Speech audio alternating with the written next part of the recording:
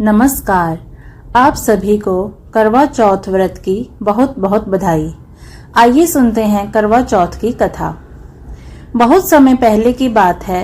एक साहूकार के 7 बेटे और उनकी एक बहन करवा थी। सभी 7 भाई अपनी बहन करवा से बहुत प्यार करते थे, यहाँ तक कि वे पहले उसे खाना खिलाते और बाद में खुद खाते थे। एक बार उनकी बहन ससुराल से मायके आई हुई थी। शाम को भाई जब अपना व्यापार व्यवसाय बंद करके घर आए तो उन्होंने देखा कि उनकी बहन करवा बहुत व्याकुल थी।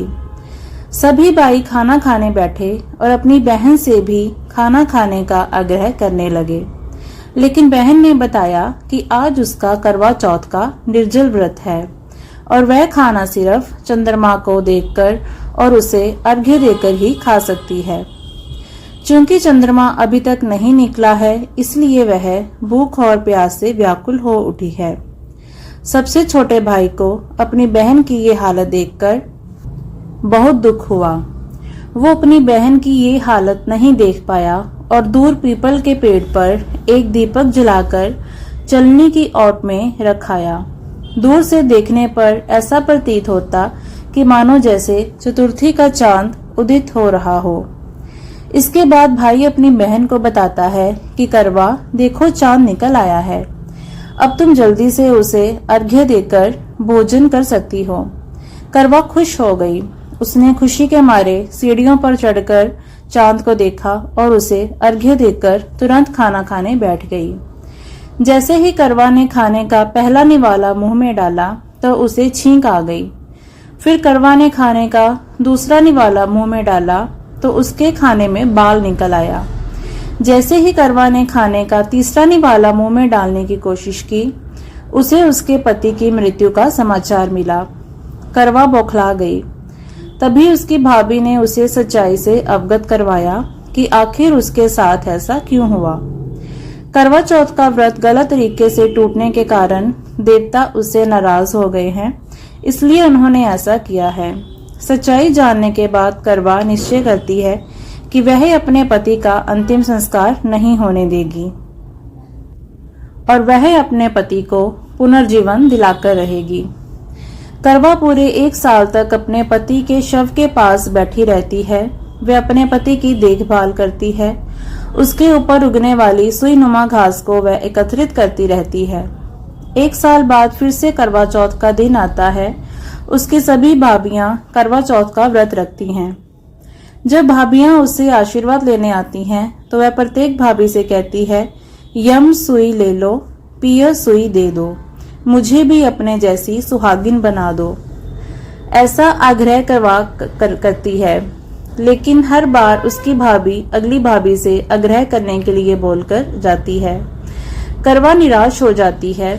इस प्रकार जब 6ठे नंबर की भाभी आती है तो उससे भी यही बात दोहराती है कि यम सुई ले लो, पिय सुई दे दो, मुझे भी अपने जैसी सुहागिन बना दो। तब ये भाभी उसे बताती है कि चूंकि सबसे छोटे भाई की वजह से उसका व्रत टूटा था, अतः उसकी पत्नी में ही शक्ति है कि वह तुम्हारे पति को दोबारा जीवित कर सकती है।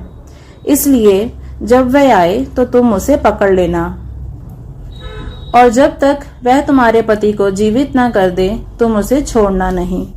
ऐसा कहकर 6ठे नंबर की भाभी चली जाती है। सबसे अंत में छोटी भाभी आती है।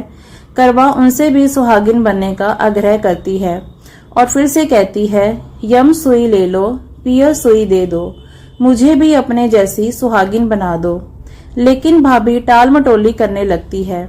ऐसा देख करके करवा उसे जोर से पकड़ लेती है और उसे अपने सुहाग को जिंदा करने के लिए कहती है। भाभी उसे छुड़ाने के लिए नोचती है, खसोटती है, लेकिन करवा नहीं छोड़ती। अंत में उसकी तपस्या को देखकर भाभी पसीज जाती है और अपनी छोटी अंगुली को चीरकर उसमें से अमृत निकालकर उसके पति के मुंह में डाल देती है। करवा का पति तुरंत श्री गणेश कहता हुआ उठ जाता है। इस प्रकार प्रभु कृपा से उसकी छोटी भाभी के माध्यम से करवा को उसका अपना सुहाग वापस मिल जाता है। हे श्री गणेश, हे माँ गौरी, जिस प्रकार करवा को चिर सुहागन का वरदान आपसे मिला है, वैसे ही हर सुहागिन को मिले। करवा चौथ की कथा संपूर्ण हुई।